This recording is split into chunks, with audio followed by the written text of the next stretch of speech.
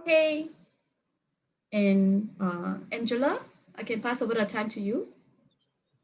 Thank you. Hi, good morning, and good morning to the panelists, and good morning, well, speakers, better to say, and to all the participants. This is our second series of this e-business mission to Latin American for companies in technology from Singapore. And if you see my background, actually, it's a picture of Medellin, and that's where I come from.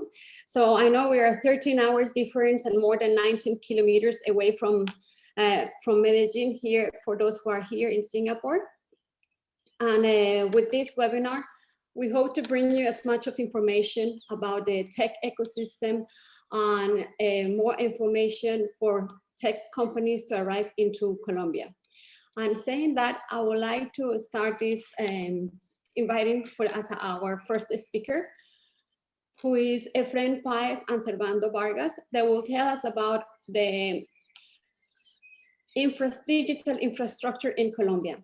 Efren Paez, he is the senior analyst for digital policy law, and Servando Vargas, he is an independent telecom consultant, and he's also a professor of digital transformation in Universidad Michoacana de San Nicolás de Hidalgo. So welcome, and the mic is yours. Thank you very much. Thank you, Angela. Thank you all for having us here. I'm going to give a brief presentation about the telecom market in Colombia. So I'm going to share my screen. Great. Okay, so, well, it's okay? Yes. Yeah, excellent. Well, as I told you, I'm going to give a brief presentation, and then my colleague Servando Vargas is going to into the details about the Colombian market. The Colombian market, I think one of their characteristics is that it has a public policy very integrated with the market. The public policy Live Digital, like Vive Digital, it's a government program that was implemented like about 6 or 7 years ago, and it was mainly focused on increasing the digital adoption between the population. That is mobile devices, mobile services, increasing the digital infrastructure across all the country. It has been a very successful program, and it has received awards and so on. Also, well, that is the main focus of the market. There has also been some changes in the recent years on regulation. We have a new law that was published about a year ago that changed some of the regulation in the regulatory structure in the Colombian government, like giving a little more autonomy to the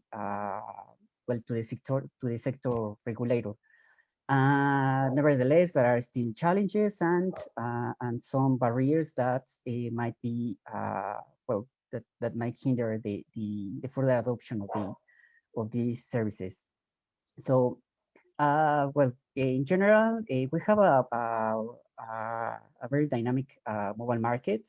Although we have also impact because of the pandemic from the COVID-19. We have before a market was increasing, that was very dynamic before the pandemic, and we registered the last year an impact about 1.41%, mainly in the prepaid segment. The postpaid segment has been a very strong market for the operators, where they have actually increasing the number of subscribers. We have also an important adoption of mobile phone devices and smartphones. Although it's still one of the smallest in the region. There are better rates on Chile and Brazil, for example, but there are good expectations in the future. So in the competitive side, We have Claro from America Mobile that enjoys 49% from the market, which is a rate that has been decreasing in recent years, with some of the operators, smaller operators, increasing their market share in the market. We have the market is characterized by this integration of very small providers, some of them very that attend very local communities, like for example ETV from Tigo, that's well, it's only operational on some parts, so on some cities of Colombia.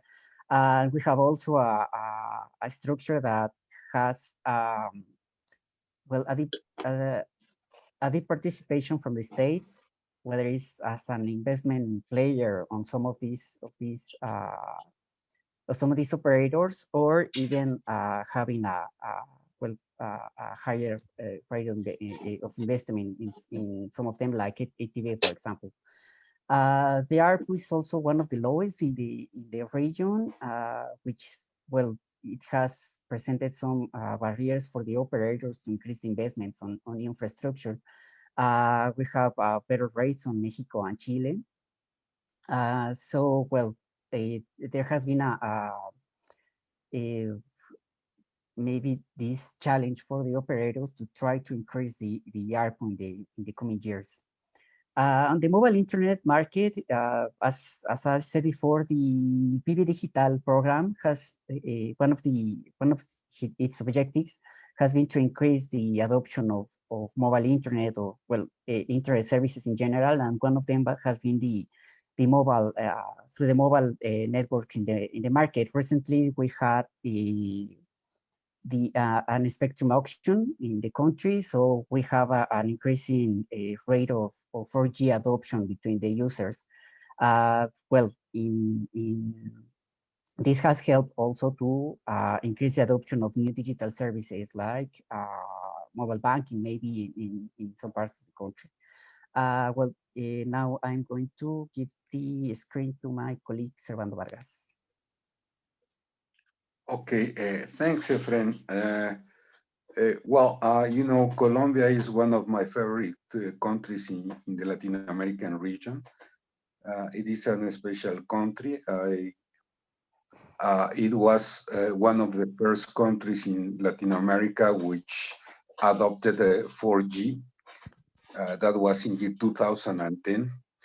And the Colombian authorities have been really very interesting in doing the digitalization of the country. In fact, from year 2010 to year 2014, there was a plan, and that plan was Live Digital. And the main objective of that plan was to reach 8 million broadband connections in year 2014. Then the government produced another plan from year 2014 to year 2018 with the objective to develop applications to low-income populations. And it is something really very important, because this plan was really, and I'm going to repeat, targeting low-income population once again. The idea was to reduce poverty, increase jobs, and generate opportunities. I do think that although digitalization helps in order to be successful in those aspects, there are some other things that have to be done from other points of view. And in year 2018, the Colombian government decided to create another plan. And this plan, it was similar to the previous one, but for all Colombia, not just people with low income levels. And well, I think that in general, for all countries, not just in Latin America, but worldwide, the the telecommunications are really very, very important. There are many analyses that say that increasing broadband penetrations in 10% produces 1% growth in GDP. And other thing that we have to mention is that more and more the telecom sector has more contribution to the GDP. In the graph that we have at this moment, we can see that in year 2016, the contribution of the telecoms, the mobile sector in the Colombian economy represented 3.8%, and it increased to 4.2% in year 2020. This situation, I think that it is going to improve, and the main reason, or one of the reasons, is because of the pandemic that we have at this moment in time. With the pandemic, we have understood that broadband adoptions, internet adoption, applications, social networks, and platforms like Zoom and many other things are really necessary in our daily lives. And this thing is going to increase the usage of those platforms or solutions. So in that sense, I think that there is going to be more investment, there is going to be more application, and the economy and all sectors are going to depend more on telecom solutions. Let's go to the next slide, please. Well, in terms of investment, here we have just the investment in the mobile sector. We are not talking here about the fixed sector, which is fixed broadband, telephony, pay TV service, and things like that. What we have here is a fixed mobile voice and mobile broadband. And the investment from year 2017 to year 2020 was 5.2 billion US dollars. And this thing, I think it is going to improve. If you take a look at the graph, you will see that in year 2011, we have the highest investment in the country in the last 10 years. And the main reason for that is because at that point in time, Colombia started to deploy 4G technologies. So that is the main reason. If we can think about a forecast for the next year, year 2021 and year 2022, I think that this investment is going to be something similar to what we had in year 2011. And the main reason is because of 5G introduction. Colombia is going to introduce 5G technologies, and the investment in 5G is much more higher than the investment in 4G. So the forecast is that there's going to be more investment in infrastructure in the Colombian mobile market in the coming years because of 5G. Let's go to the next slide. Here we have a graph about the growth of fiber subscriptions. This is an analysis of the OECD that was performed 3-4 years ago, in which they expressed that Colombia was really very active in adopting fiber broadband connections. And things have changed a little bit.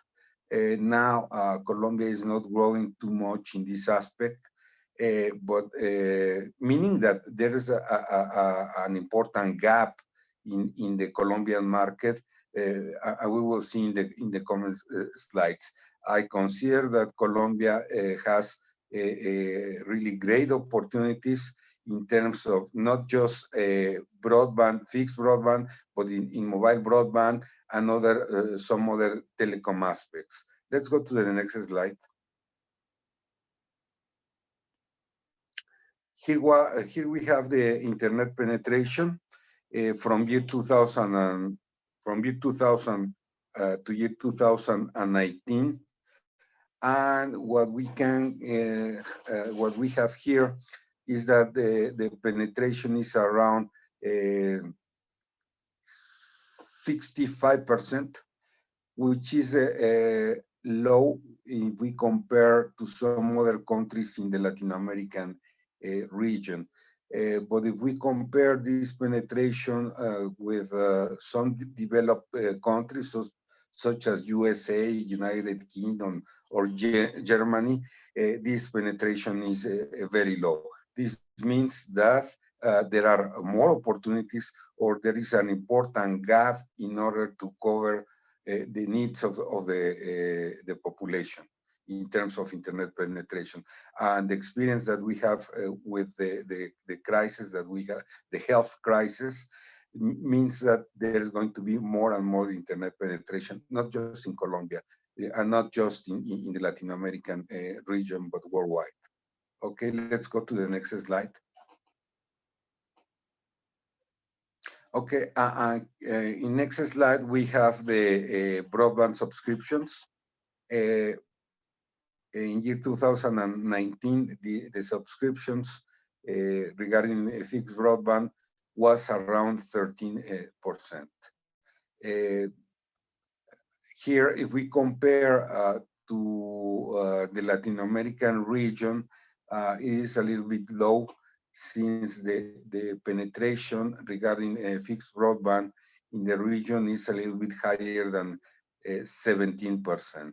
And once again, if we compare this penetration with some developed countries, it is something very low, not just Colombia, but in general terms, all the countries in the Latin American region. Okay, let's go to the next slide.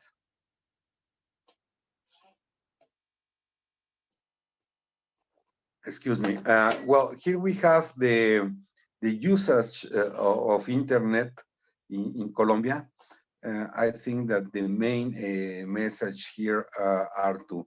The first one is that the main device that people from Colombia use that generates more traffic are the desktops or the computers. Almost 70% of the total Colombians use the desktop or the computer in order to work in internet, and generates a lot more traffic than other platforms or devices such as tablets, handsets, smartphones, and things like that. And the main web browser in Colombia is Google. Let's go to the next slide. Well, in this slide, we can see which are the main devices to access internet that people in Colombia use. The main device is the mobile phone or the smartphone. And in second place, the computers. In the previous slide, I mentioned that computers are the ones that generate more traffic, but not the mobile phone, although the mobile phone is something that is more used by people in Colombia. The main reason because of this is because, we use the mobile phone when we sleep, when we go to a restaurant, when we go to a meeting, when we travel. And it is not the same case with a computer. But when we use the computer, we usually generate more traffic. And when we use the mobile phone, we do not have the usage of a computer. We use it for applications such as WhatsApp, Facebook, and share images and things like that, which are not really intensive in generating traffic. Okay, let's go to the next slide.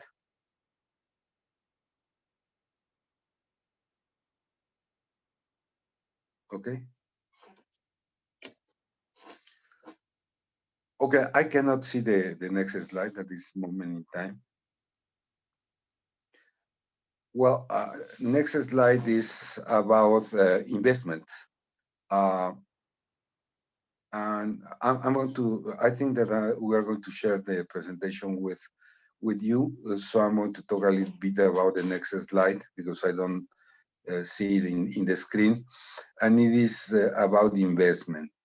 Once again, we think about the health crisis that we have worldwide. We have realized that broadband is really important, internet, the devices, and all those things.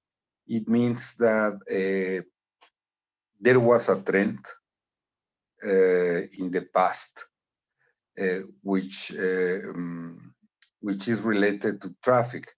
Every moment we are using more and more and more traffic, and with the pandemic, this situation is going to generate more traffic in the coming years. Why? Because we are now using more internet and things and applications related to internet.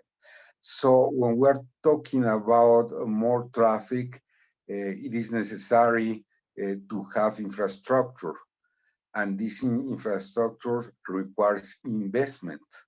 So this means that because of the crisis or because of the coronavirus, we are going to have more investment in the coming years, not just in Colombia but worldwide. Because of this situation, there's going to be more adoption of broadband solutions. Telecom operators, also in Colombia, will need to update their networks. Well, as I mentioned before, it is going to be require more infrastructure, and in the specific case of Colombia, 5G will trigger more investment in the coming 2 years. So that is, I would say, part of the conclusions. And in the last slide, I am mentioning that there is still room for growth. In terms of smartphone penetration, Colombia is a little bit behind the leaders in smartphone adoption in the regions such as Mexico, Brazil, or Chile. But in any case, Mexico, Brazil, and Chile are not the leaders worldwide, talking about worldwide. So even Mexico, Brazil, and Chile need to increase smartphone adoption. So if Colombia is behind those leaders in the Latin American region, it means that they will continue following the pattern in order to have more smartphone adoption. And when we are talking about smartphones, we have to think about that these devices generate more and more traffic. It is required more infrastructure to support that traffic, and that infrastructure requires investment. It is the same case for mobile internet penetration, where although Colombia is a little tied with the leaders in the region, there's an important gap if we compare this penetration with developed countries. So in that sense, there's going to be more internet penetration in the Colombian market. As I mentioned initially, the Colombian government is very interested in increasing broadband penetration. And when we think about this, we have to mention once again that it is require infrastructure and then as a consequent investment. So that is all I have, and those are my conclusions. I think that Colombia is really a good place to invest. I would say, and we will talk a little bit more about what I'm going to mention this when we talk about the Chilean market. There's an operator in Chile, and this operator in Chile has been very successful in the Chilean market. Why? Because this operator considers that there is an important growth when the prices in a country, telecom prices are very high. So with that idea, with low prices, with an aggressive marketing campaign, this operator has been very successful in the Chilean market, and now it is entering into the Colombian market. Why? Because of he considers, the company considers that there are the same conditions in the Colombian market than in the Chilean market. So if this is something real, this operator is going to be also successful in the Colombian market. And the main reason is because this company sees an important opportunity in Colombia. That's all. Servando, thank you. Thank you very much. Okay. Thank you very much. We have a question from Alex. He's from StackMatch. It's an edutech company. So his question is, what kind of mobile type are they using Colombians? Is it more iPhone or Android?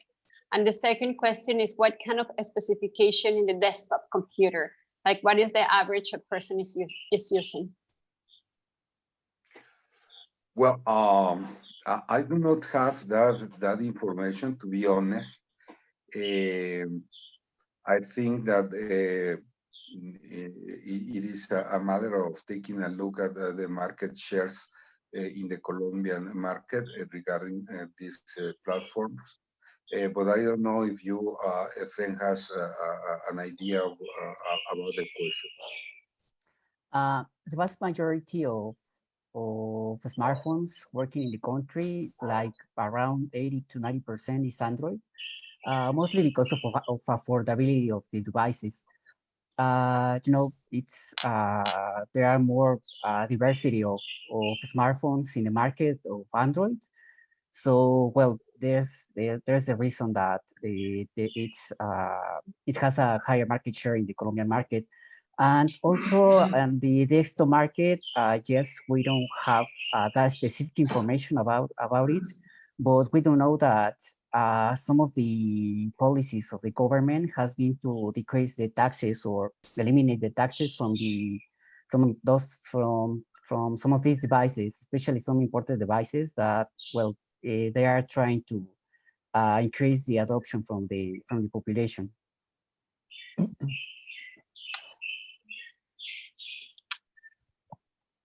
Thank you very much. Thank you very much to Servando and Efren for this presentation. They will be sharing the slides and we will share with the participants.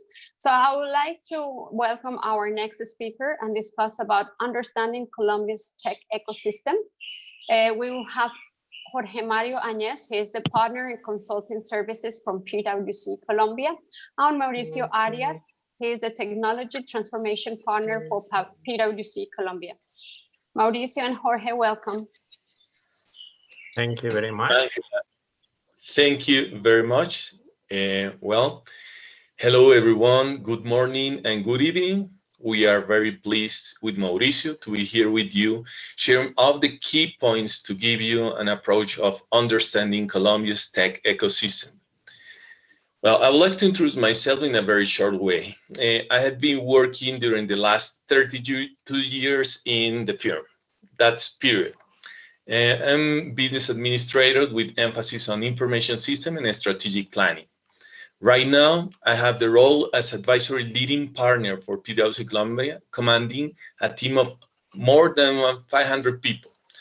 And well, having said that, is going to be just easy to go inside into the subject. Mauricio, if you can help me with the agenda. Yes, we are going to pass through these 6 different themes, basically on information technology industry. What is that approach? And sharing with you important trends, tech innovation and ecosystem, Colombia fintech opportunities, because this is kind of the main thing that are moving very fast here, and we have some issues and some points that maybe will be worth for you, and basically on what is also the movement on these Colombia fintechs, and sharing with you this kind of the logos, but the enterprises or the startups that are behind these ideas. Okay, let's enter into the matter of interest. Please move ahead, Mauricio. Yes, thank you very much. Colombia has a favorable investment climate thanks to its economic growth and its ability to face external crises, along with legal security, stable macroeconomic indicators, a high qualified workforce, and access to global markets. Well, basically, we have been doing very well during the last 30 years, but more because we have passed very hard times, and we need to establish what is the path to move forward. And here, the tendency of the people just to move forward in the right way, and with the approach and also the empowerment of even the private and the public sector, just giving the sense of how to invest better with people. And that will give you the intro.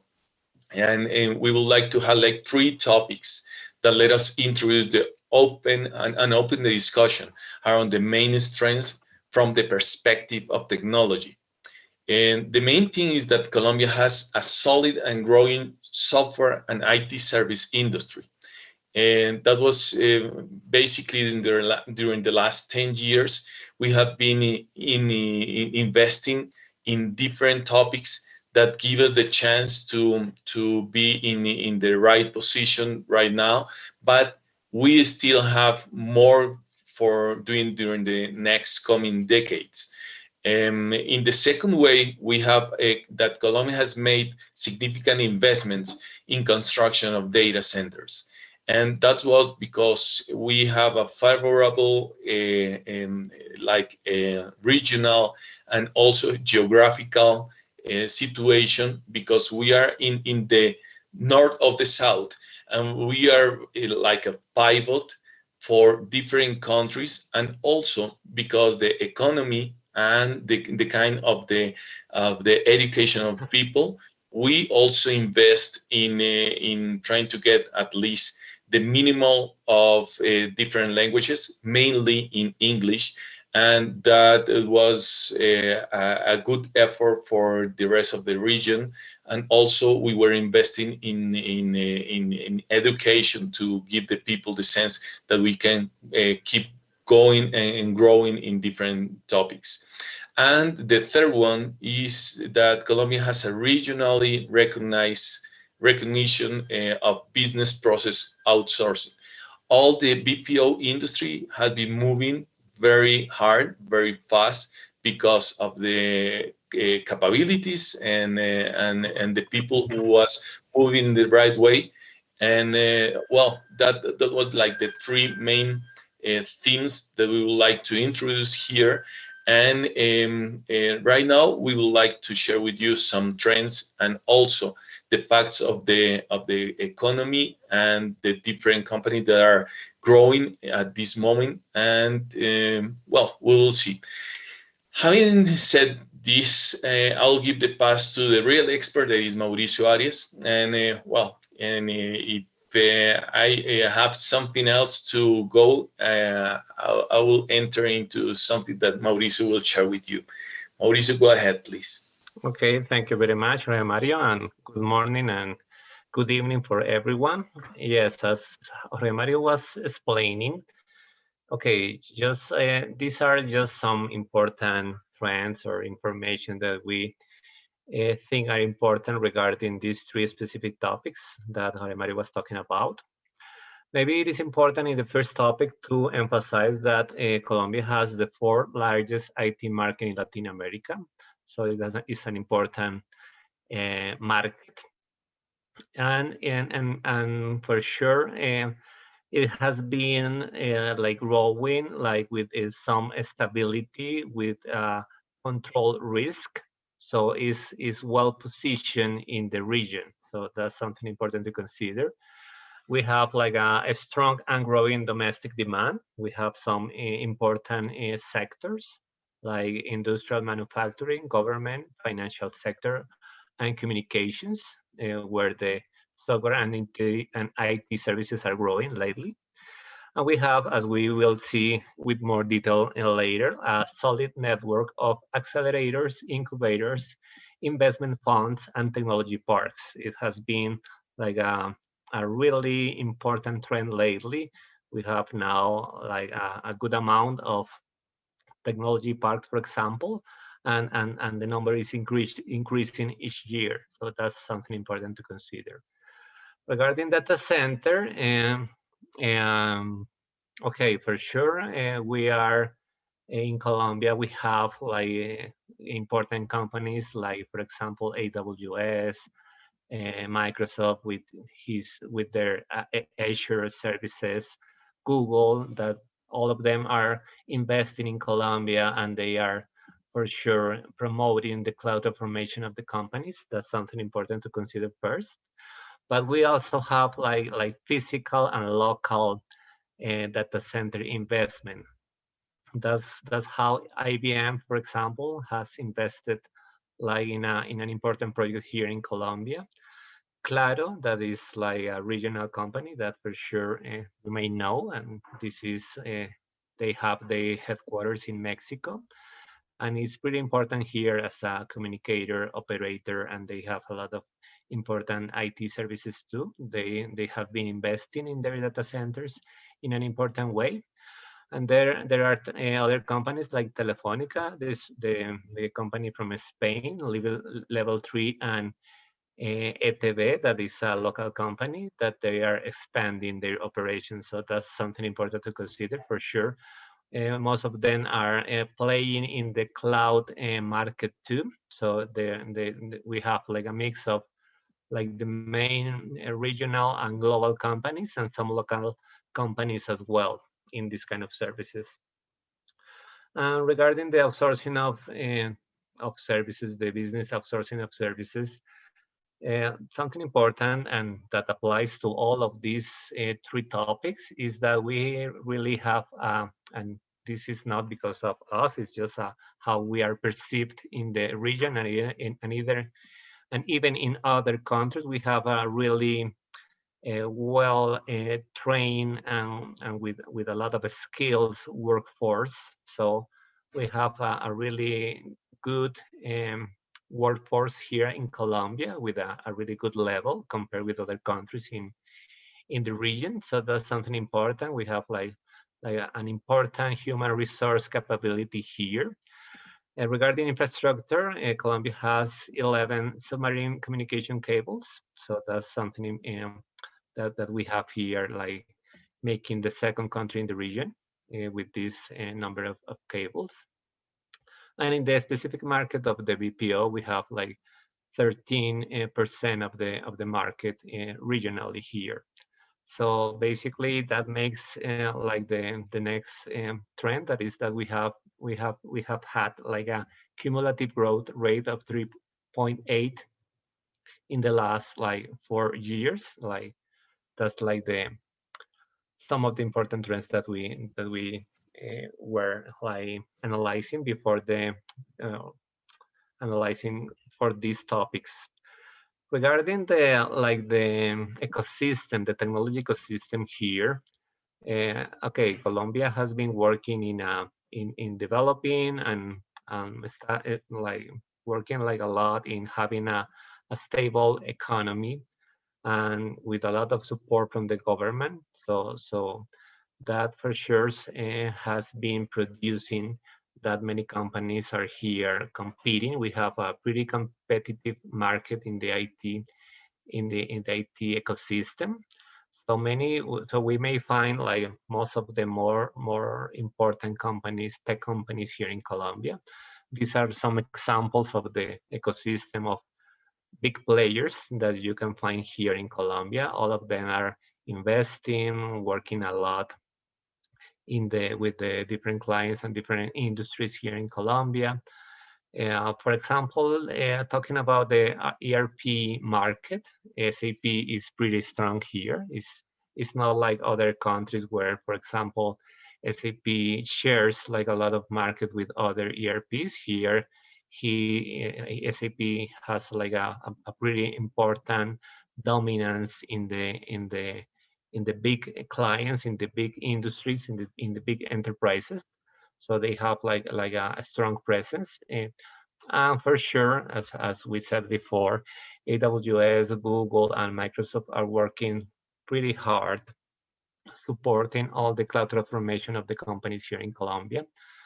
Oracle is like working a lot too, like competing a lot with SAP, as I said, and maybe uh, like developing a different kind of portfolio, more related to the cloud, more related to some specific solutions. IBM, as I said before, is working a lot in some projects, some investments, and they have been offering like a lot of portfolio relating analytics, artificial intelligence, cybersecurity, and different solutions for different industry too. So that's like a good summary of how we are working here with important companies or with important players. And now talking about innovation and like startups ecosystem. Recently, the World Economic Forum has has like has worked with Medellin in the first um, center for the fourth industrial revolution here with a lot of investment, and it has been like a really important milestone for our country to develop a lot of initiatives, a lot of connections with different startups, with different industries, with different clients, and additionally we have an important technology park like movement. So we can hear two examples of some of them, like Parque Soft in Bogota. Actually, they have like different parks in different cities here in Colombia, but Bogota is one of the important ones. And Ruta N from Medellin, that is pretty well recognized too in the country with a lot of innovation specialists and a lot of projects too. So basically, the movement and the dynamic of the innovation system high with a lot of companies investing in this kind of initiative, in this kind of projects. So basically, our country is pretty well recognized in this ecosystem and innovation um, trend. Okay, now about fintech opportunities. Okay, we have one pretty well-known unicorn that is Rappi. So basically, this has been one of the main companies that has been working a lot in developing different services here in Colombia, and like Colombia itself is now recognized as a regional Latin American startup hub. Medellin is pretty popular, as I said before, for people from abroad because of many good features that they have, pretty well skills and workforce, and a lot of other like a strong industrial consumer and industrial product industry over there. So they have like are pretty important companies here in Colombia. Some important trends about the fintech opportunities. Okay, as maybe in the first presentation, we already saw that there are many opportunities regarding infrastructure and regarding like the use of communications and computers and things like that. And here we can see that 70% of the population doesn't have like a formal use of financial services, and only 38% of adults have a bank account over the age of 15. So for sure, that's something important here with this trend about fintech. And maybe here the companies that are working here in these sectors are also not only focused about the like replacing some or developing some alternatives to the traditional financial system, but they are also developing like different applications and solutions for small and medium-sized enterprises. So that's something specifically that is specifically happening here in Colombia. As we said, the Colombian government is pretty supporting. This is one of the priorities of the government, to support all the digital transformation of the companies, working a lot with the Ministry of Technology and Communications, like supporting the development of infrastructure, of the internet, accessibility. So it's something really important to the government to support all these initiatives. And the traditional banking sector itself is working a lot in different fintech solutions too. As we said before, the cell phone penetration in Colombia is over 100%. So that implies some opportunities here. And in Colombia, there has been like some important cryptocurrencies and blockchain projects, and they have been investing in these topics, in these kind of solutions, with some important projects here in Colombia in the financial sector. And because of that, the investor interest is growing. Now we have like a lot of investment from different countries, from different continents, starting from other countries in Latin America, like for example Argentina, Mexico, or Chile, but we have investment too from Spain, from Europe in general, or from the States, even from China or from Korea. So the market and the dynamic is pretty strong. Here in Bogota, here in Colombia, sorry, like the main startup ecosystem is Bogota. After Bogota, the second one is Medellin. That is the second most important city here too. And recently, Cali entered to the startup ecosystem too. And finally, the fourth country in Colombia is Barranquilla, that is in the fourth position too. Regarding the startup ecosystem. So basically we have like 4 main cities here in Colombia. The first one is Bogota, then is Medellin, and we have also Cali and Barranquilla. So that's like a how our cities are developing their startup capabilities here in Colombia. And basically this is a view about how Colombia is performing against other countries In Latin America, for example, for sure, Brazil is the main one with a lot of fintech companies, and Mexico is next, and then it's Colombia with a lot of fintech companies too. Um, um, in this study, that is a study that involves the different sources, and there has been like 12 fintech categories.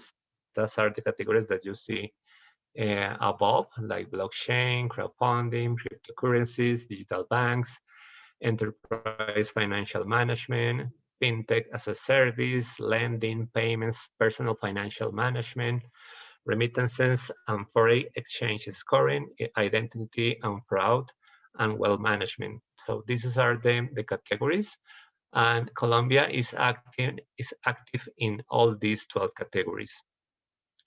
Additionally, in the study, we have 45 categories, subcategories, sorry, and Colombia is active in 34 of these 45 categories. So we see here like an important dynamic in this fintech ecosystem. And we see here that um, Colombia has the third best position in some subcategory activities, and is the first in is in the first position in the fintechs category per GDP. So basically, that's like some of how Colombia is performing like in the fintech market. Talking about specifically what are the main categories that the fintech companies or startups are working here in Colombia. Like there are some important categories to watch, like basically payments and fintech as a service. We already have like some important company working pretty hard in these categories, but we even expect more to come and to start to enter to this market. Something important to mention about this category is, as I said, blockchain and cryptocurrencies. We have been working in different important projects related with these categories. And we also have some important projects in scoring and identity and fraud management. That's something important too. And maybe it's something that is not so hard or so important, sorry, right now is crowdfunding. So that's something that could be improved. And this is like some of the main categories where we are working right now. And talking about the subcategories, and this is just as a reference, there is some potential, there is some growth potential in business lending, in receivables financing, and in account and receivable solutions. So we see some potential in these kind of subcategories. And there are some complementary subsectors that are important too, like payment enables and e-invoicing that is pretty strong here too. And maybe something that is not so strong and is kind of already covered for many companies is consumer lending, mobile point of sales, and alternative payment acceptance, and as e-wallets. So maybe that's something to consider about how we are performing and working in these different kind of fintech categories and subcategories. And just to finish, this is like an example of some important startups here. As I said before, Rappi is the main startup here. Is pretty well recognized and pretty strong. Is more related to delivery services, some financial solutions, and for sure is increasing each day more and more. It has been as we saw before too. They have received like an important investment recently, so they are working pretty hard to even grow more. But there are many others well-positioned startups too, like this one. For example, Alcanza is like an important startup focused on portfolio management, and they have a partner with financial institutions too. So that's one of them. The other one is Compara Mejor. This is an online platform, an insurance online platform that you can find here, and you can compare with a lot of insurance companies here in Colombia in order to provide many options to the customers and to give them like better choices to choose. So basically, that's the other one, Compara Mejor. Another one important is Aflore.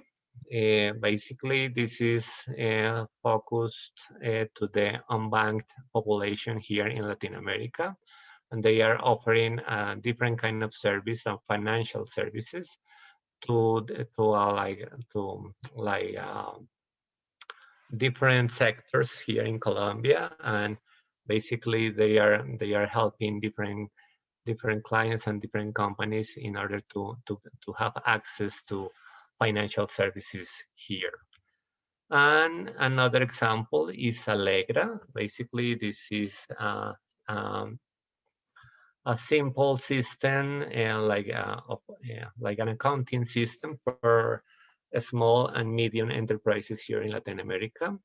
And it involves like support for different processes, and is, as I said, like trying to help small and medium companies in keeping their business like updated from the technology point of view. So that's basically some of the startups importance for sure. As we saw before, we have more than 100 fintech startups already working here. But this is an important like example to show you how we are working in different sectors. So that's basically what we wanted to share with you. So I don't know if you may have some questions. Thank you very much, Mauricio and Jorge Mario, for the presentation. I think it does enlighten most of the companies to know about what is the ecosystem available in Colombia. And I would like, as you mentioned, there is a strong ecosystem in Colombia with and in Medellin, in particular in Bogota. So I would like to welcome our next speaker, and he will tell us actually why they decide to go to Colombia besides other countries in Latin America. So I would like to welcome John K. Wei. He is the Director for Central America and South America of Tuya company. Tuya is a Chinese company, and he will tell us more about it. John, welcome. Hello, good evening and good morning to the friends in Singapore. It's good to meet you. First of all, I want to make a short introduction about myself. I am John K. Wei, and I'm the Director for the Central and South America of Tuya Smart. So here, first, this is an easy presentation I prepared. I hope I can give some useful information to those companies who have plans to land or who is looking for some place to start their business in Latin America. So first part is, who is Tuya Smart? So Tuya Smart is the biggest IoT platform. You can say right now is in the world, we are the biggest IoT platform. So we are a company originally from China, but now we are like an international company with the different branches in the United States, in Japan, in India, in Germany, in Colombia as well.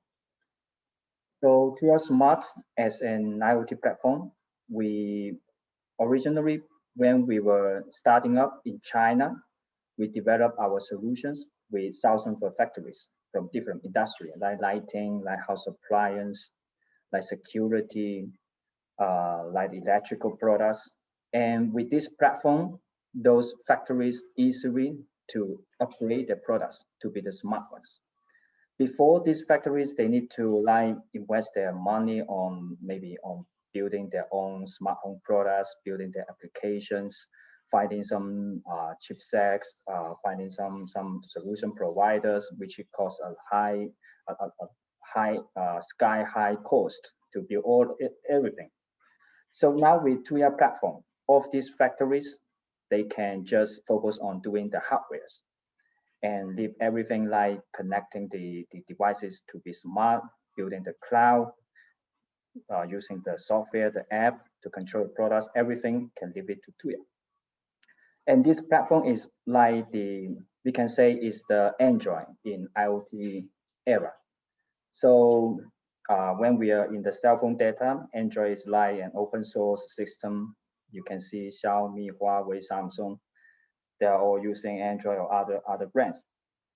And Tuya is becoming like Android in the IoT eras.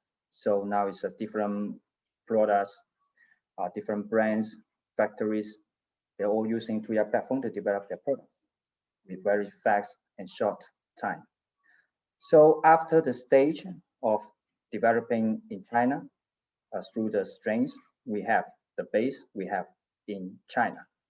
We have like thousands of SKUs working with thousands of factories, covering all kinds of industries. And through their strength, we are increasing our influence overseas. So we decided to develop the overseas market by ourselves as well. We come to overseas markets to look for those channels and to look for those brand owners and look for those integrators. For example, in Latin America, we are directly working with Sodimac, where they have their own smart home brand like Awesomes. And we work with them now. Awesome is like building their own ecosystem together with Tuya to control all of the smart home products they're selling in their channels. And we also, for example, in Colombia, we're directly working with Claro as well. We're working with their suppliers and selling those different kind of brands into Claro channels. And very soon, Claro will also have their own applications to control the smart home products and also powered by Tuya. So there are a lot of cases in globally that work with Tuya. So this is a short introduction of Tuya, and I would like to show you Tuya in South America. So Tuya, we have chosen Colombia, the city Medellin, as our only hub for covering the whole Central America. Later, I will explain you why Colombia. So here you can see we have built a website in our export. So you can see this is the building where we located. Actually, this is the other speakers were talking about. This is the organization Ruta N. It's the innovation center of Colombia, and it's also John. Yes. We can only see the PowerPoint screen. Sorry, wait a minute.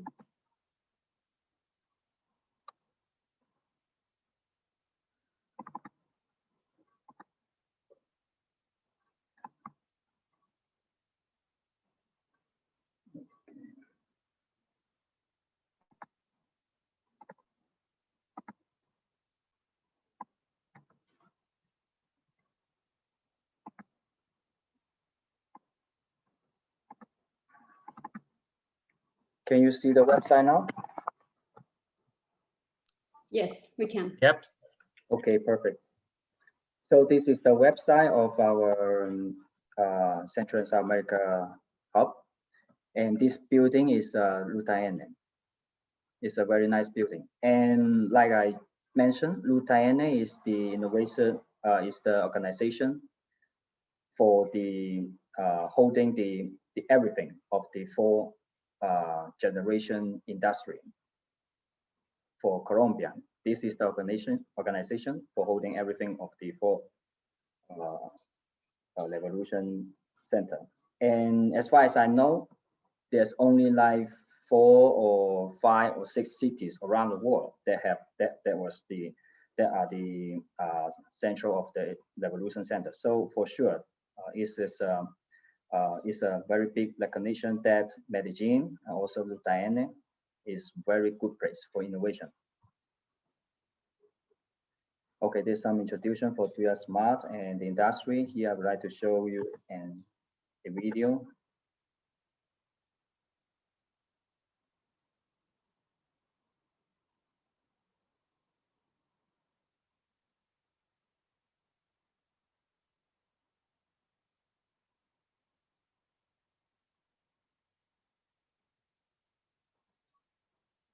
So this is in this video, it shows some photo of a Lutayenne. So you can see it has very excellent working environment, and it's they got a lot of open space as well, and we also have our offices there. So here are some cooperation cases in Latin America with 3R Smart. Our client records some orders for us. There's some products. I will skip this part. Some successful cooperation case, for example, Calais, which is one of the biggest brand in Colombia for the electronics devices, is working with us. BTA as well. Eagle next, which is an international. If you have some business in Latin America, so then you should have know the company like the name is Incomex. It's one of the biggest distributor in the whole Latin America and based in Miami. And next is their brand for smart home. This is some product selling in the market. Haluz, this is the own brand for Sodimac. In Colombia, they call Home Center. Okay, some case of corporations. This is some brands, some companies that are working with us. So in one word, we are doing quite good in Central and South America. I'm going to come back to the presentation again.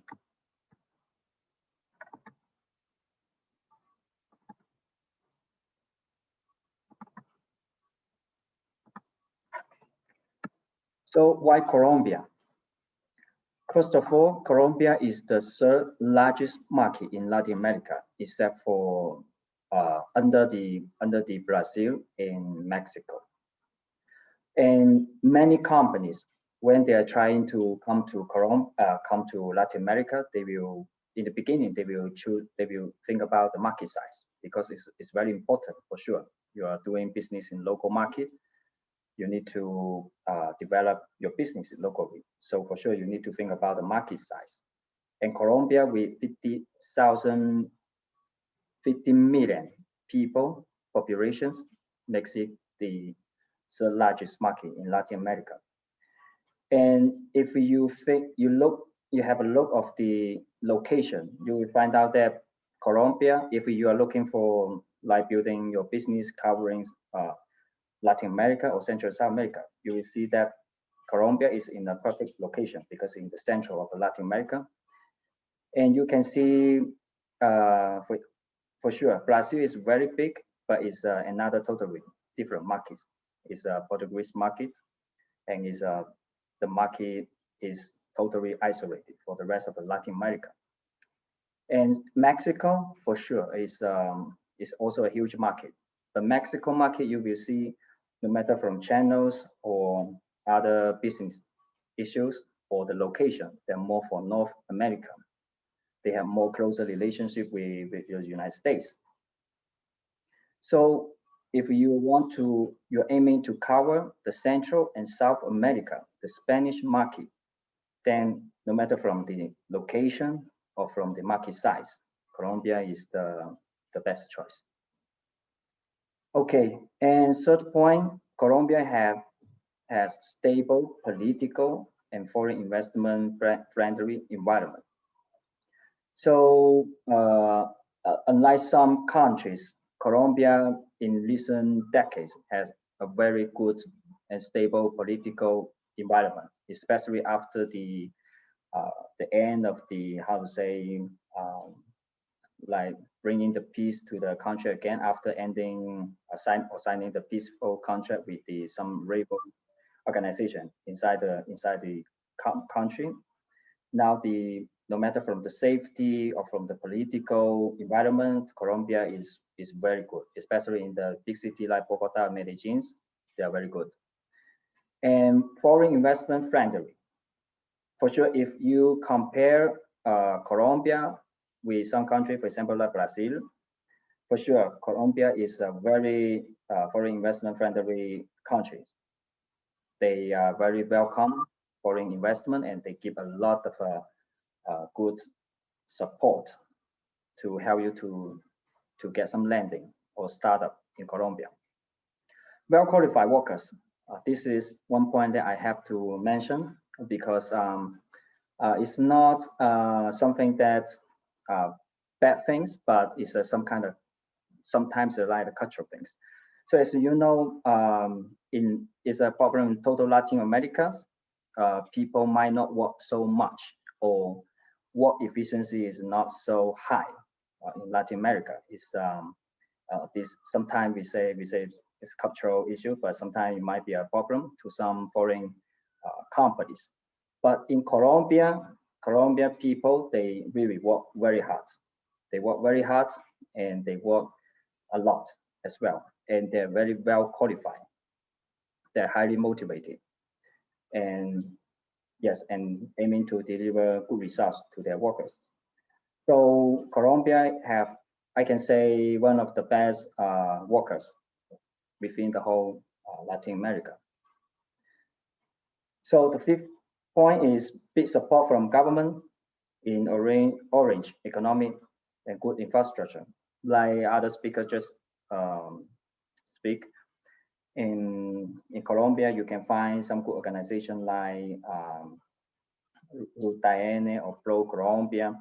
They're aiming to support foreign company, especially those technology company, to start a business in Colombia, and they provide a lot of support for this company as well. We are one of the company who getting a lot of support from Ruta N, and it helps us a lot to start up here and expand our business here. Okay, in the end, some tips. First of all, of course, if you come to Latin America, you want to do a business here, you need to learn Spanish or hire some Spanish speaker. It's very important because in not just in Colombia, in total Latin America, is not popular to speak English here. Even those the companies, other companies here, no matter you are doing B2B or B2C business, you will have to know English, Spanish. Second point, understand the Latin culture, especially relationship management. So Latin culture is a very unique culture as well inside the total Latin American market. And especially when you're doing business, you need to know that sometimes the relationship will help you a lot. So you need to know, no matter when you are doing like doing some business startup, or when you are expanding your own business in sales or everything, you need to know how to manage the relationship, find the right persons that will help you a lot in everything you are going to do here in Latin America, in Colombia. And the third point is to find the correct organization to support the startup. So other speakers already mentioned, if you want, there's some organization like Udn and Packet, another one like Packet Argo from Bogota. So finding those good organization will be a key point for you to successfully to land in Colombia. They will help you a lot in making the first step successfully. Okay, so that's all of my presentation. It's a very simple, but always useful for you. And below is my email. If you have any more questions, you are free to contact. John, thank you very much. I think that many people here has seen one side of Colombia. We all know the series in Netflix, and I think that's probably the past. And if you see my background, that's also Medellin. On the other side, you can have very close Ruta N. And I think one common part of the speech that we hear from PwC and from yours is that the people in Colombia are very tenacious people. So we had very hard times, and they are very welcome to meet with many of your companies and support you in your entrance. And that's usually what you find in among Colombians. So we will move forward with, and John already made a short introduction about it. We will talk about more about Ruta N. And I would like to invite Nicolas Rodriguez. He is the Director for International Projects in Ruta N, and he will talk about a guide to soft landing in Colombia. Nicolas, please, the mic is yours. Hi, Angela. How are you? Can you hear me okay? Very good. Perfect. I will share my screen to present you about Ruta N and Medellin.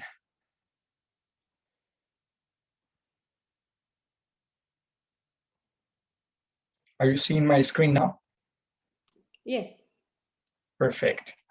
So good morning and also good night for the people that is connected here from Colombia. I'm here in the beautiful city of Medellin, and it's a pleasure to be here, and thanks Angela and the Latin American Chamber team for the invite. So first of all, I am Nicolas Rodriguez. I work in Ruta N. Already John, that it's one of our good ambassadors, told us some things about Ruta N. So I will explain you how we support companies from all over the world to expand operations to Medellin, and how Ruta N, that we are a public entity from the government, we can support you in that project. So I'm the leader of the process of attraction of companies. So what we do is we support companies all around the world.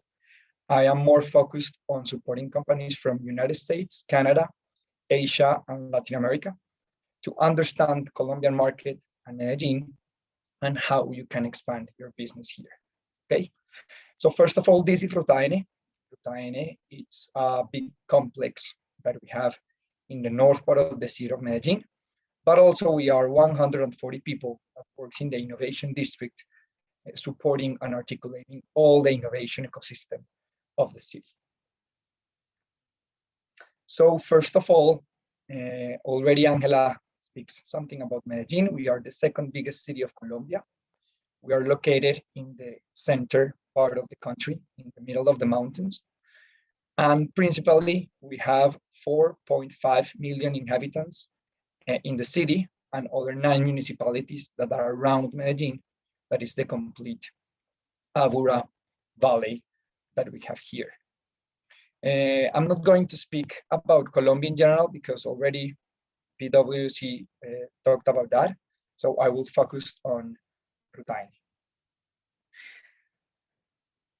Angela was talking about the resilience culture of Colombia and Medellin. We suffered very difficult times in the 90s with all this that you can already see it in Netflix every day. But part of that was the purpose that we can have. We had difficult times, and what we do is we said, okay, we suffered a lot, how we are going to work together to change our country, to change our city. So let's create a group of everyone in the same group that we can really make projects all together. So part of the creation of Ruta N was created in a committee that we created in the city at the beginning of the 2000s. It's called the University Enterprise and State Committee. We have the principal leaders of the government, the principal directors of the big companies that we have here, and the academic sector, all the universities. They create a committee to structure all the projects for the city. And in that, they create Ruta N. They said, okay, the city was focused on a traditional economy. Medellin was the textile capital of Colombian of the region. And they said, we have a very good talent, we have a very attractive city in terms of weather, in terms of quality of life, in terms of a lot of things, and the people is very focused on services, in the commercial and sales aspects.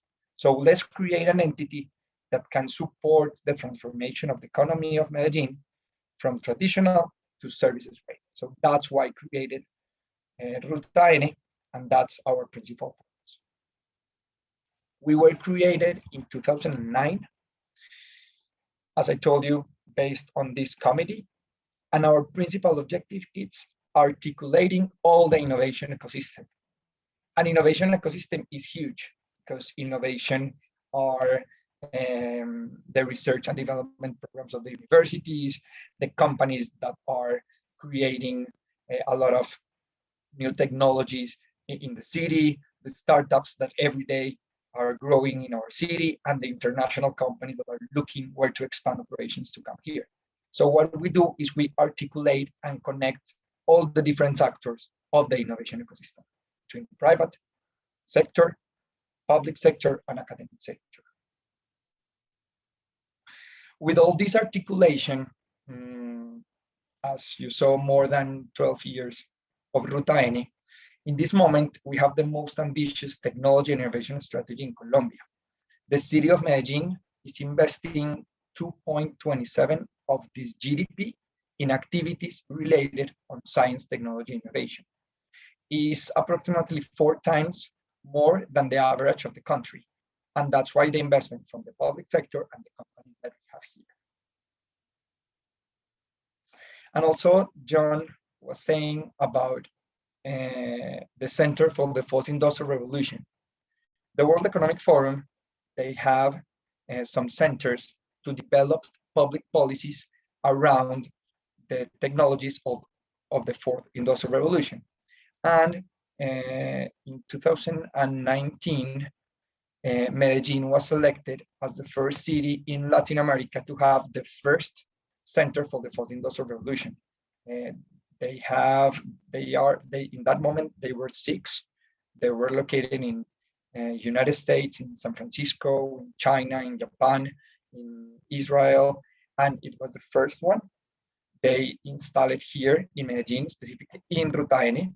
And what we do is with this center, we work with the governments of all Latin America to create public policies around blockchain, IoT technologies, and artificial intelligence. So also, if you're a company and you're interested in working with us, you can be part of these projects that we are developing for the Center for the Fourth Industrial Revolution for all the Latin American countries. So it's a good opportunity. Last year, they installed the second center in Brazil, but John also was very clear with that. It's very funny because Brazil, it's a complete different culture here in Latin America. Because, you know, all the countries here, we are Spanish speaking, they are Portuguese, and the culture of making businesses is different. So here we work with Peru, Ecuador, Mexico, Panama, supporting the government to implement those technologies. Okay, now I will focus on how in Ruta N we can support you to install operations here in Medellin with the soft landing program, okay? So what we do is we are some advisors that we are focused on supporting these international companies to land here, to expand to Latin America, and to grow operations. Our principal value proposition is focused on 4 aspects. Talent, how you can find local talent and good sales and tech talent to grow from the region. Capital, if you're needing access to capital to grow from here, how Ruta N can support you. Spaces that you already, and John already showed our complex that we have in the city, and Tuya have their spaces there in Ruta N, and also all the networking and connections that we can make here in the region to expand operations. So first, I will begin with talent. If you're a tech company and you are exploring where to expand, the first of all you will need is a good talent. So as we began articulating all this ecosystem 12 years ago, Medellin in this moment have a very, very important quality of tech talent. This tech talent created some communities that are groups of technological talent that have some meetups and groups here that are more than 51,000 people that works in software development, AI, blockchain, and IoT technologies, and Rutaine works a lot with them. For example, here you can find a community that it's more than 5,000 JavaScript developers. We have Python groups, machine learning, Angular, React. We have, for example, also some groups of tech woman groups. For example, we have a group that is called Chico's Angular, are more than 500 women that works in Angular. Also, we have from Python, P-Ladies. So what we do is, if you are looking for talent, we can support you connecting with these groups for you to find good talent. And the other thing that Medellin has is that Medellin is a very attractive city for the people to come to live. So a lot of companies that comes here, they have a good talent here, but also it's easy to attract talent from other regions in Colombia, because the city is attractive with all this tech ecosystem. They want to come here. So a lot of companies put their headquarters here because of that. The quality of life, and also it's easy to attract talent from the other regions and the other cities of Colombia to come to live here. And from Rutaine, what we do specifically is we create with you a tailor-made talent acquisition plan in the short term and in the long term. In the short term, it's okay. What talent do you need? We support you making salary studies and the cost of the talent that you require, if it's of sales, technology, and everything. Also, we support you, giving you an advisement in terms of IT job market. The IT sector, it's very different the way they works. So we support with you structuring the perks, the benefits that the companies are giving the people, not only to attract talent, but to maintain them. So we have some advisors that we can support you in everything to structure your plan in terms of talent. And also, we can send you some databases of potential candidates. You just tell us, okay, which talent do you need? We send you database of potential candidates that we have a platform that is called Medellin Digital Talent. So we can send you potential candidates. And also, if you require, we can connect you with some HR agencies that are focused on tech talent if you want to make all the complete process of recruitment and selection. This is for the short term. And for the long term, we have some programs to train talent tailor-made as you need.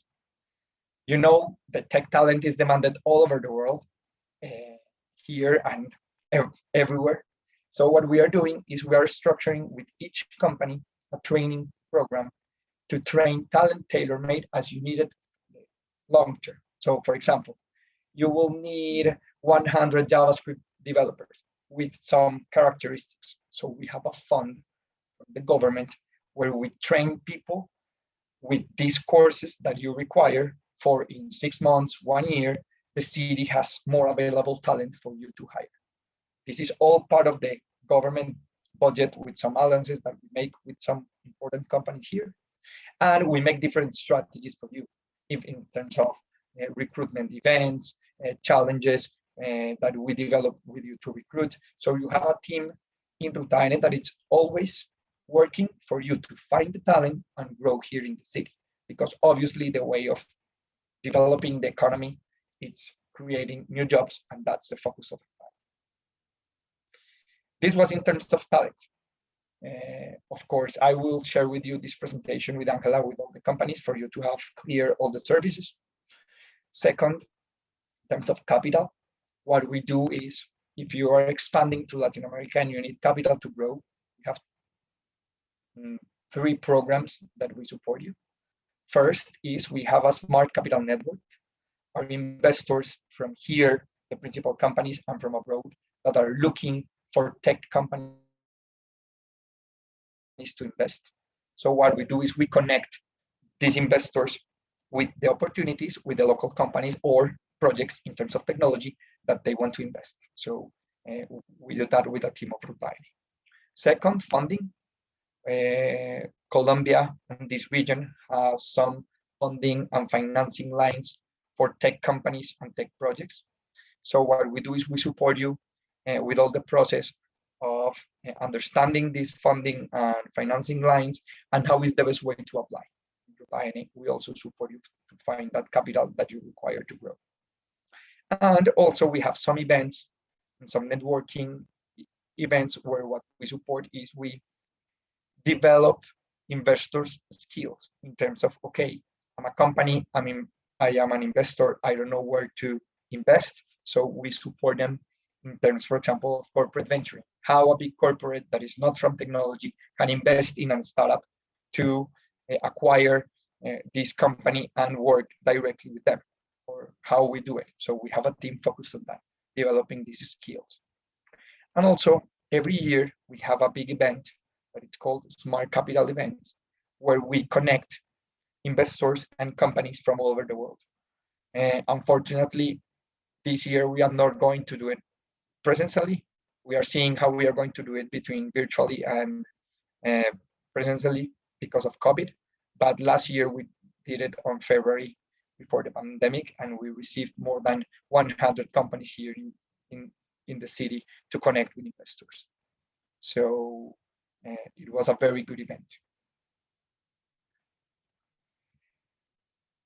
As also John was saying, the idea is that when you land to Medellin, be part of our ecosystem in our spaces. We have a building in the north part of the city where you can find some co-working spaces for you to begin growing easily.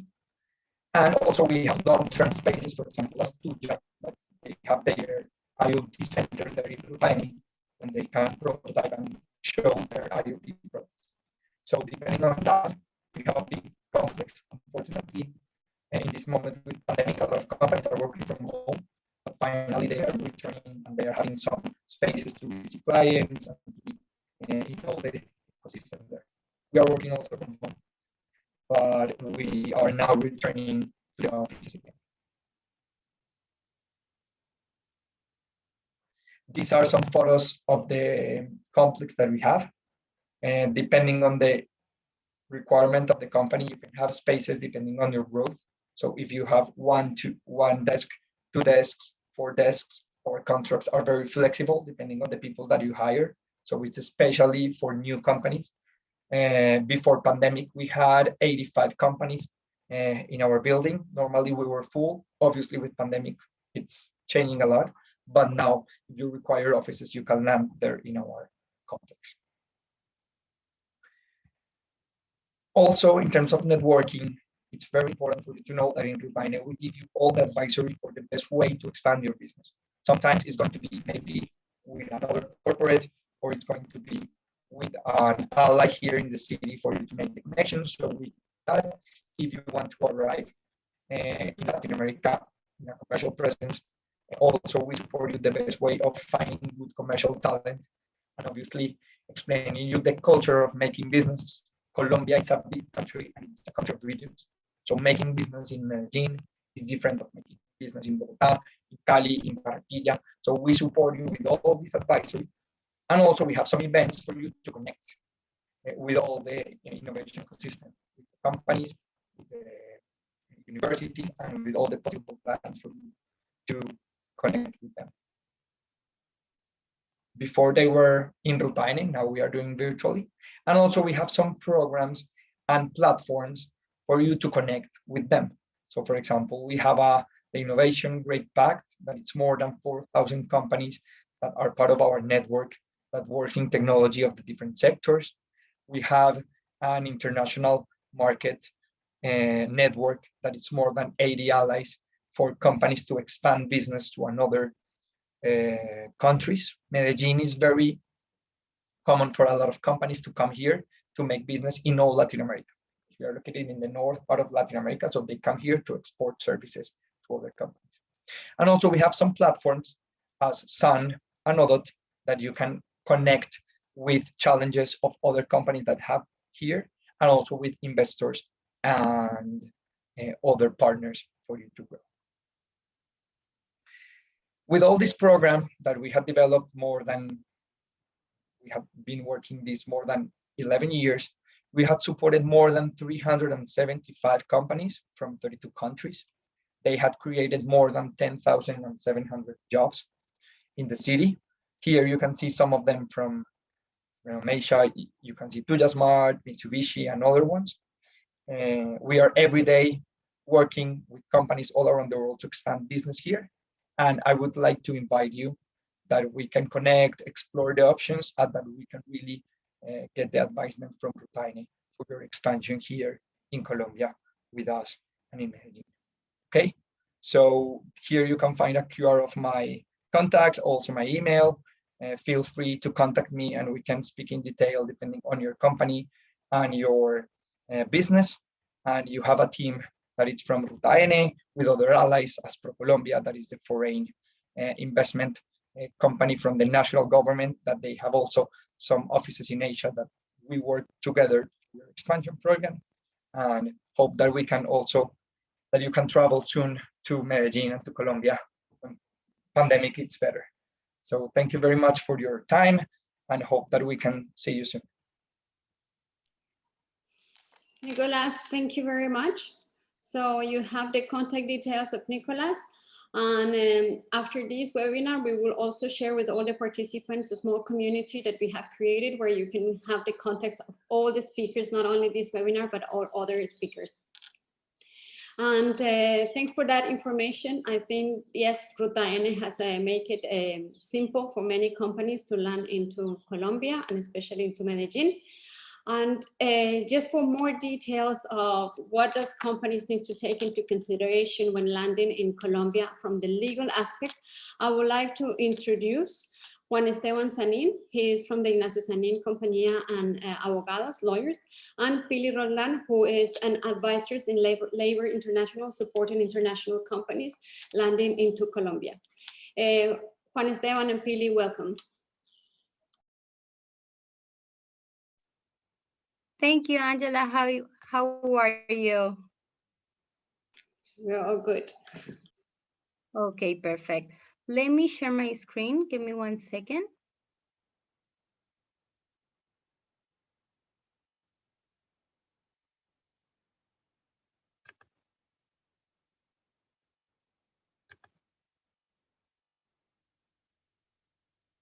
Can you all see my screen? Yes. Okay, perfect. Then my name again is Pili Roldan. I am representing Labor International, and I am going to be working with Juan Esteban Sanin from Ignacio Sanin Bernal Attorneys and Accountants. We're going to talk about the legal landscape in Colombia, and we really appreciate Angela the invitation to present in this e-business mission of Singapore tech companies. And we are going to be helping you in all this process if you need us. And we really appreciate that all of you accept our recommendations and hear our presentation at this time, okay? We are going to be talking a little bit of the legal part, but definitely we are going to repeat some topics because we all want you to know about Colombia from a different perspective. So we're going to be talking about the country overview, why invest in Colombia. I want to introduce you a little bit about immigration framework, opening business in Colombia, obviously from the legal perspective. Juan Esteban is going to be talking about intellectual property and IT laws and regulations that are going to help you to just decide more what to do if you want to landscape in Colombia, okay? Our capital is Bogota. Our official language is Spanish. The government in Colombia is unitary. Give me 1 minute. I'm so sorry. Okay. Unitary Presidential Constitutional Republic. The former president is Ivan Duque, and the currency is Colombian pesos. Our population is about 51 million for this year, and the per capita income is $14,350 US. The inflation rate for 2020 was 1.61%, which was the lowest rate that we had in long time. Colombia is the fourth largest economy in Latin America after Brazil, Mexico, and Argentina. It is the only country in South America with two sea coasts, Pacific and Caribbean, that provides tactical shipping advantages in today's global market, and that helps a lot the companies that are investing now in Colombia. The government of Colombia is, as I mentioned it before, a republic, but we have separation of powers into executive, judicial, and legislative branches. As a civil law country, different from Singapore, Colombia's legal system is mainly based on codes and laws rather than jurisprudence. So you are going to see a huge difference between the law that you are having in Singapore and the legal system that we have in Colombia. The national constitution is recognized as the main law in Colombia, and that is good for investors because you are going to have exact the same rights than the people that lives in Colombia, and the foreign people is treated exactly the same per constitution, okay? Colombia has grown rates that exceeds the region average. This is one of the reasons why to invest in Colombia. The other, I think it was in Tuja's presentation, he explained a little bit why invest in Colombia. We are going to repeat some of them, but the most valuable thing here is that if we don't know each other and we are going to tell you exact the same reasons, then it's because it's true. So Colombia has many beautiful things, many good things to offer, even though, as Angela mentioned it, and in the presentation of Ruta N mentioned it again, we had horrible past in terms of terrorism, then we have something good to offer right now. So Colombia has growth in rates that exceeds the region average, as I mentioned it before, which in turn allow for accelerated growth in the middle class. The middle class is increasing in Colombia, and that is good for us internally, but it is good for investors too. The Colombian software and IT sector is one of the largest, fourth in the region, together with Brazil, Mexico, and Argentina again. So we are really competitive. If you see the size of Colombia, we are doing the battles. So it's a good option for the world to invest in us. The biggest and the fastest growing sector of Colombian economy is services. That is important too, because normally investors think about Colombia in terms of coffee, and that's all. Agriculture maybe, but now we are offering services, and this sector is growing faster. An increasing number of foreign companies are choosing Colombia for development their software services, nearshore and offshore concepts. And the advanced infrastructure as presented by PricewaterhouseCoopers and a large pool of young talent as presented by Tuya and Ruta N makes Colombia a good place to invest. Moderate salary levels and quality of life in cities such as Bogota and Medellin, but there are more such as Cartagena and Cali that are growing too in terms of people and talent and innovation, technology. All of our cities, main cities, are growing fast. Colombia has different international commercial agreements that allow preferential access to more than 45 countries around the world. And Juan Esteban is going to talk about that a little bit later. But definitely, Colombia's legal framework, it's a reference for the region since it facilitates business development, promotes foreign investment, and guarantees stability for investors. That is something really important in terms of the legal approach for why to invest in Colombia. If you think that Colombia it's a good option for your company, then you need to know that Singapore is one of the countries that do not require a visitor visa to enter Colombian territory. There are different activities that allow you to be here without having a visa for a period of 90 days that you can extend for another 90 days. And those activities are tourism, academic programs up to 6 months, medical treatments, to be part of an administrative or judicial procedure, or the most important for you, for business or cultural purposes. What if you want to stay more than 90 days? What if you want to open a business in Colombia? Then you are going to have different kind of visas that you can apply for. We are going to be mentioning NE1 to NE4 visas. And I selected the two of them that I think are the ones that maybe if you decide to open a business in Colombia is the correct kind of visa for you as an investor. Those visas are the NE1 and the NE4 visa. The first one is used to foreign nationals intending to enter Colombia in order to carry out commercial or business activities, such as promoting economic exchange, making investment, and creating companies. This is a general kind of visa that I think that apply for this case and for all of you, except for the ones that come to the country as president or top executives, because the N4 visa is especially for those kind of executives.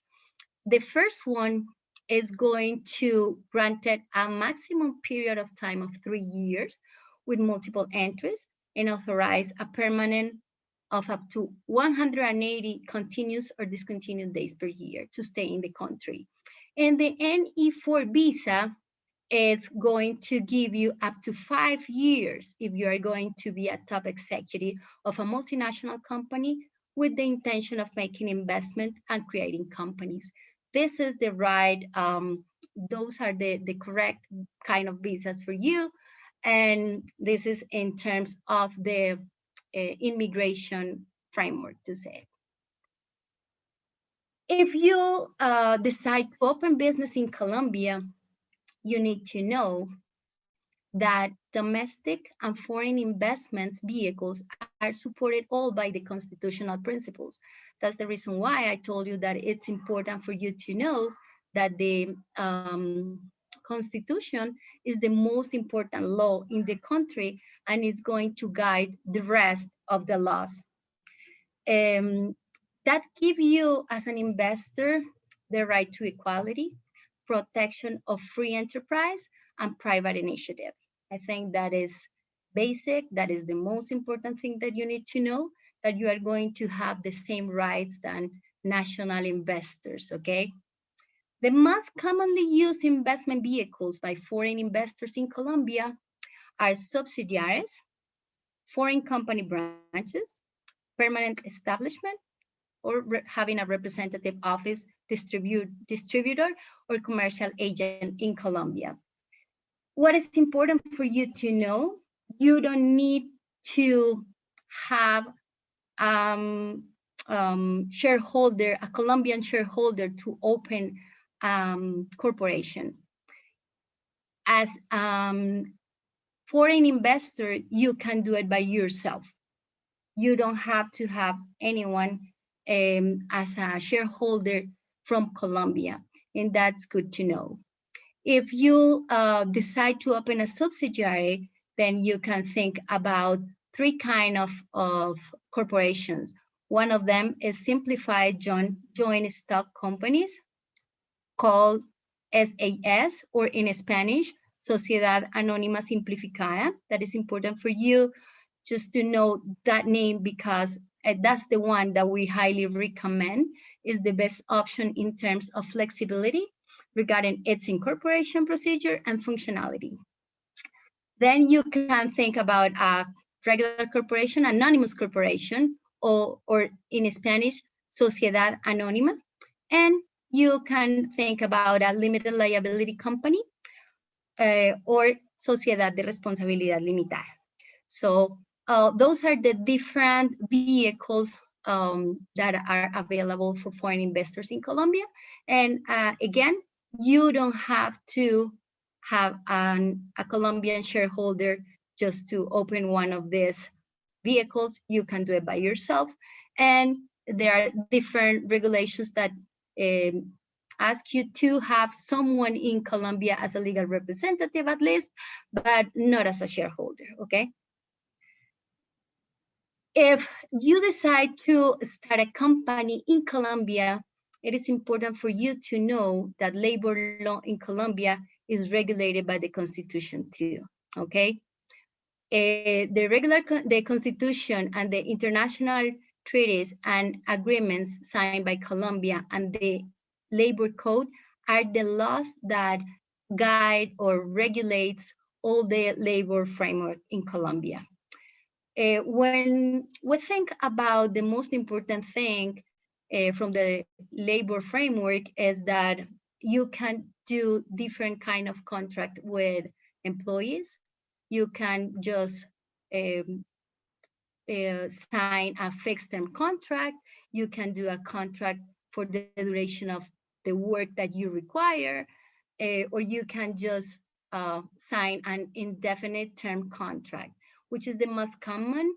If you have a company, you want to have someone who work with you with loyalty and everything. So you sign normally indefinite term contracts, but there are different ones. So you can have some with a definite term, or as I mentioned it before, fixed term contracts or contracts for the duration of the work or job contract. The payment derived from the labor relationship in Colombia includes salary, social benefits, paid rest period, indemnities, and other benefits such as life and work balance. The presentation from Tuya told us that it's a little hard to push people to work too hard. I disagree because I think that Colombian people work too hard, but maybe what he is trying to say is that maybe it's not the same, let's say the same time that they work, the same hours, extra time or something like that. But I think that we work hard, but I cannot compare with different countries, okay? Technology startups company usually combine labor contracts with shared subscription and vesting agreements, which are fully enforceable under Colombian law. So in terms of labor, I think if you open a company following rules and regulations, you are going to be more than fine because our system is fully developed and we have everything in writing. We have codes, as I was mentioning before. We have the civil law system.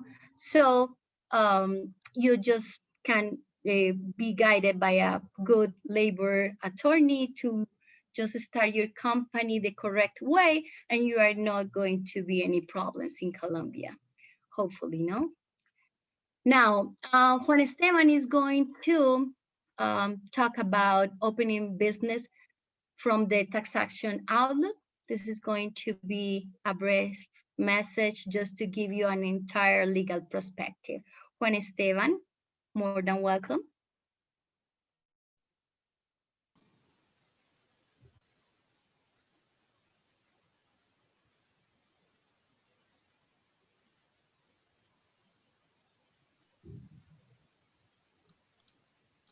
Juan, you're muted.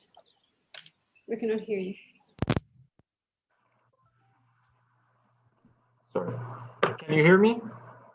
Yes. Okay, fantastic. First of all, thank you very much.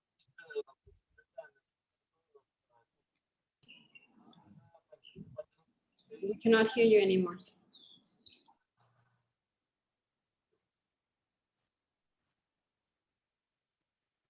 Can you hear me right now?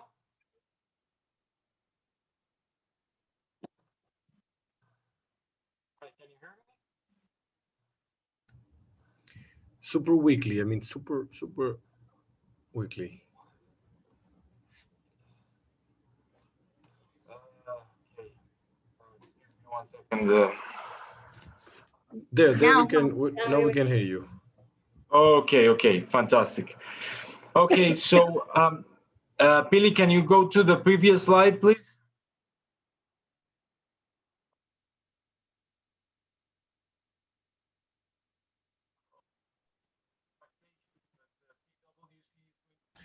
No, I'm sorry, Juan Esteban, but again, we cannot hear you.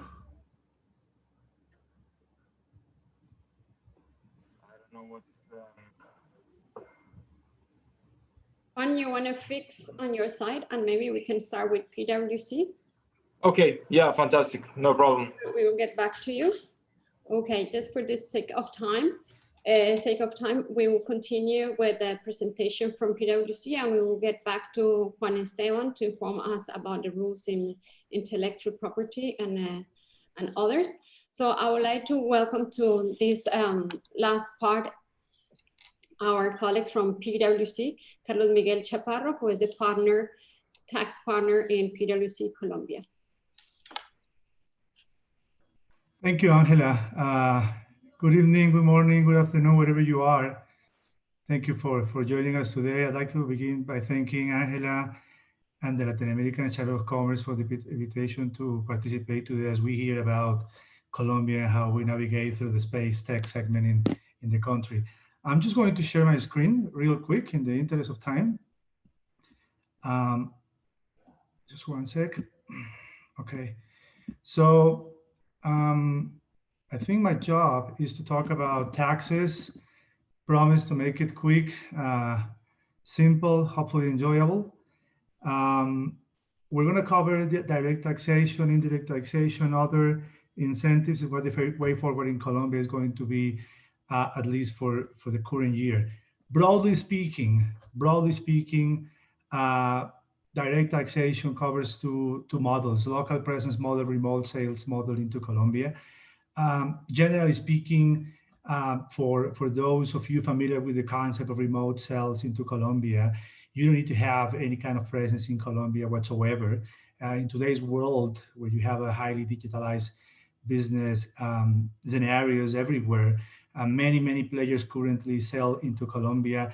They don't even have a presence here, and that's what I mean by remote sales into Colombia. And there, of course, there is a lot of other models where you have a local presence, you set up an entity, etc.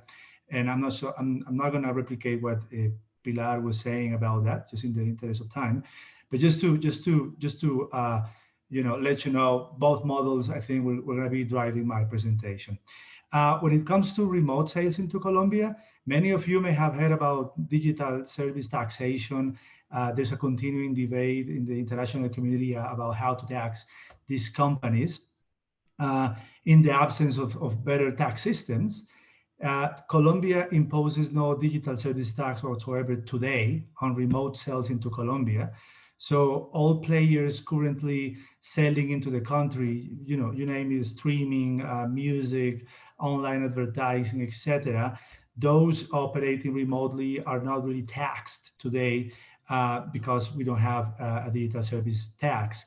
And the way things have developed over the years is that from a withholding tax perspective, is that you make a distinction between automated and non-automated supplies. So when it comes to automated supplies, like platforms, marketplaces, etc., if they are automated, Colombia imposes no withholding tax. If you think about that on reflection, then you feel like, okay, that's good, because you are remotely selling into Colombia. You may have a lot of presence in the country in terms of customers, etc., and yet you're not exposed to direct taxation. That's exactly what is happening today as the law is currently written, as the laws are currently interpreted by Colombian tax authorities. And then we have the second piece down below, non-automated supplies.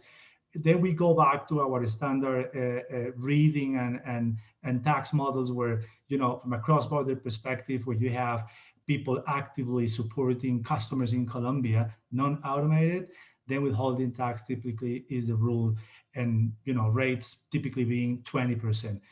That, in a nutshell, is direct taxation. There's a lot to say about taxes, but in the interest of time, I'm going to make it simple this way. If you think about incentives, then what tax policy measures Colombia have introduced to incentivize technology, startups, etc. Then the first thing that comes to mind is you need to have a local entity generally to get incentive. You cannot do it if you are operating remotely. Then there is a flagship program this government is boosting, which is technology innovation. They introduce an income tax exemption for select activities, software among them. The income tax exemption is going to be around for like 7 years, and it's the most specific holiday from an income tax perspective you can find in the tax space these days. Then we have dividend taxes. Good to know that if you're extracting cash out of Colombia, there's a dividend tax, but also there is a growing tax-free network that you can think about and potentially use as you exit Colombia and extract cash from Colombia. Number fourth, and last but not least, tech-free trade zones. There is one renowned tech-free trade zone in Cali. The key feature about free trade zone is the reduced corporate income tax rate, which is 20%, down from the standard 31%. It's a substantial bridge that they are offering for free trade zones.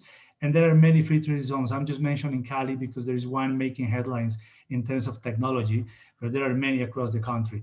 And certainly down below, various rebates about territorial taxes, which many cities use to attract investment and businesses. Some of my earlier speakers today have spoken about Parque Soft in Bogota, Ruta N in Medellin, so I'm not going to go over that again. And then down below, the government branch Impulsa. I suggest that you visit this website. This is the government's flagship program that I was talking about, and is fully dedicated to attract, create, introduce a better environment for startups and innovation in Colombia. Moving along to VAT, this is where more action is, I think, in terms of technology. There are a number of credits and exemptions for cloud computing services, smartphones, tablets, laptops. All of these has been introduced over the years to ensure the purchase capacity, customers' purchase capacity is not impacted by VAT. VAT raised 19%, is not low. So this is pretty much what has been driving these exemptions over the years. Then some of the pledges that you see down below, many recognizable brands around the world, they are already selling into Colombia. And when you sell in a B2C context, then you have to register for VAT. So we have like 2 years now where this rule has been used. And then many of these players continue to register when they sell B2C. Being registered for VAT does not necessarily mean you have an income tax liability. It's just a VAT mechanism that is actually happening across Latin America in an effort to modernize the VAT rules in the region. So again, these rules are quite young, just 2 years. But we see a lot of activity and more non-Colombian companies that are selling into the country, B2C context, they register for VAT.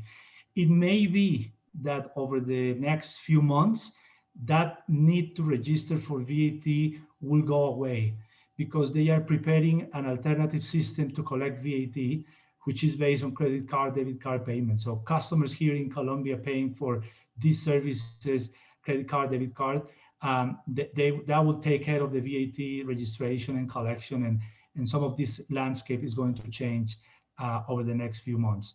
And then down below, current players, again, just a few snapshots of well-known brands globally that are selling into Colombia and operating already. What the way forward is, we have an upcoming tax reform. And this tax reform will certainly look at incentives again and potentially digital taxes. Now that the issue is on the table and the world is looking at how to tax digitalized companies and businesses, we suspect the government is going to take this opportunity to bring legislation into the tax reform. This tax reform will be available in draft, I think this month, but any rules that are going to be passed will only come into play in 2022. So there is plenty of time to discuss, socialize, understand, and digest what these potential changes may be and may mean to you as you look at Colombia. And OECD's Pillar 1, those of you familiar with OECD, that you know they have been working for like 3 years now in a new international tax system. Again, pretty much oriented at taxing digitalized companies, digitalized businesses. Colombia is an OECD member, and we are sure Colombia will follow what the OECD eventually comes down to. Pillar 2 was recently sponsored by the US. You may have heard that Biden administration dropped the demand for a safe harbor. So what this means, and I'm not going to bore you with details, is OECD's Pillar 1 is coming, and there may be a big change in the international tax system impacting digital companies as well. So that may be a little bit of development for Colombia as well.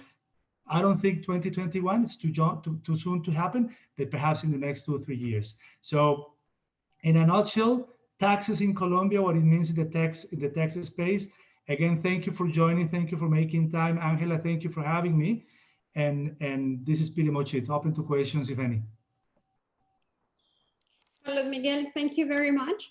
And if there's any speakers who needs more information on the tax-wise or potentially any JV that can be developed in terms of structuring a tax-savvy setup, so you can always contact Carlos. Carlos' email is here. Thank you. Thank you very much. And we will get back to the last part on the legal landscape.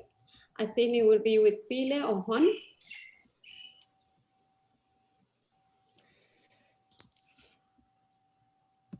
Yes, perfect. Pili, can you share our presentation, please? Sure, give me 1 second, Juan. I'm just waiting for the other participant to finish sharing the screen. 1 second.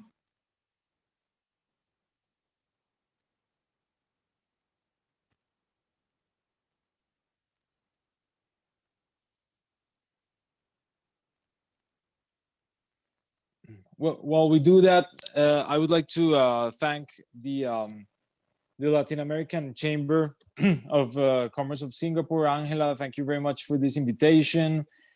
And okay, I would just this information was covered by Carlos in the recent presentation, but just to highlight, there is a general tax rate, income tax rate of 31%. For natural non-residents, it would be 35%, but multiple exemptions apply. For example, as Carlos mentioned, for free trade zones, which include digital and software free trade zones, it's 20%. There are some special tax regimes which can go up to 0% for a couple of years. And there's the flagship program of the government, which is called the Orange Economy, as Carlos mentioned, which is for creative and also technological industries, which is a 7-year tax exemption. So this is basically some highlights. Colombia has multiple commercial agreements with several countries, some of which are seen here in the screen. Basically, there's a one that is very important with the United States. Also, there is the Pacific Alliance, which is an alliance between Chile, Colombia, Mexico, and Peru, which has taken a lot of strength recently.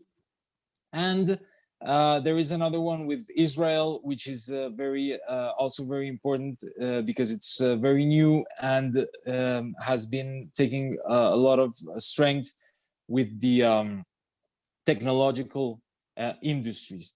There's also free trade agreements with Europe, with lots of South American countries like Salvador, Guatemala, and Honduras, Chile, also with Canada, Cuba, Korea. So this is just to take into consideration what John K. Way of Tuya said when he mentioned the reasons why he used Colombia as the hub for doing business in Latin America, which is that it's a very stable political and foreign investment friendly environment. Okay, we also have, Pili, can you go to the next slide, please? We also have, not the previous slide. Yeah, we also have several double taxation agreements which started to be signed around 15 or 16 years ago. We have double taxation agreements with Spain, Chile, Switzerland, Canada, Mexico, South Korea, India, Czech Republic, Portugal, France, United Kingdom, United Arab Emirates, Italy, Japan, and we also have like a regional double taxation agreement with the Andean community. So it's most of these double taxation agreements are in force. Some are doing the procedure to enter into force very soon. Okay, can we go to the next slide? Okay, intellectual property. Well, Colombia has a regional IP protection system, which is basically an Andean system of protection in which any trademark, patent, design, or commercial name that is registered under the Andean community, which is basically a community conformed by 4 countries, Peru, Bolivia, Ecuador, and Colombia, will be enforceable and protected in Colombia or in any of these jurisdictions. Colombia has signed 3 very important treaties for the protection of intellectual property. One is the Madrid Protocol and the agreement, which basically grants any of the signing countries to have a preference in order to protect their IPs in Colombia. And they make it easier for any company that is from a member country to have their trademarks registered in the country and protected in the country. The other treaty is the Patent Cooperation Treaty, and the other treaty is the Berne Convention, which is for property rights of author property rights. And Colombia is also a member of the Organization of Intellectual Property, the OMPI, and it has a very strong administrative entity, which is called the Superintendency of Industry and Commerce, which deals with the registration and the protection of IP rights, consumer protection, unfair competition, and metrology. Can we go to the next slide, please? Okay, perfect. Okay, just some basic insights into the IT development.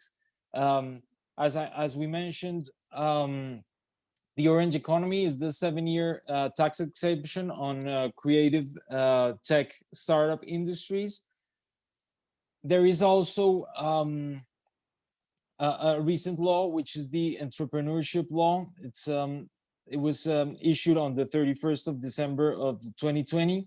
And basically it states that it gives the government a 1-year period to grant full regulation to certain industries, and it creates a regulatory sandbox for innovative and regulated industries. So this is like a big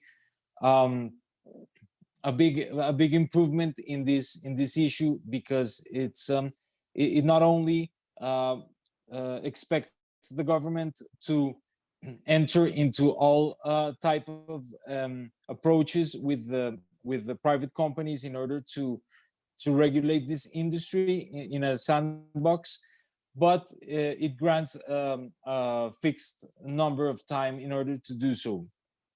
And there is also very large tax benefits for science, technology, and innovation, which not only give deductions, but also allow companies to take these investments as tax credits. So it's as John K. Way mentioned, it's a very investment-friendly environment. So I think with this, I think there's no more slides, Billy. Yes. So with this, we finish this presentation, and there's our information. Any questions you might have, we will gladly address them. Juan, Billy, thank you very much. I think that it's very clear for the company participating here what Colombia offer, what is the legal system, tax system, who they can contact in case they are ready to land to any of these to this country with any other company. Our main focus also remains this week to connect most of the companies to relevant IT industries, and also companies that are looking to digitalize their offerings. If there's any questions, do let us know, do send us. We can always get back to our speakers. It's very late in Colombia now, so I would like to thank very much for all the speakers who stayed with us until very late, and a very good day to our company participants. Thank you very much. Yeah, Angela.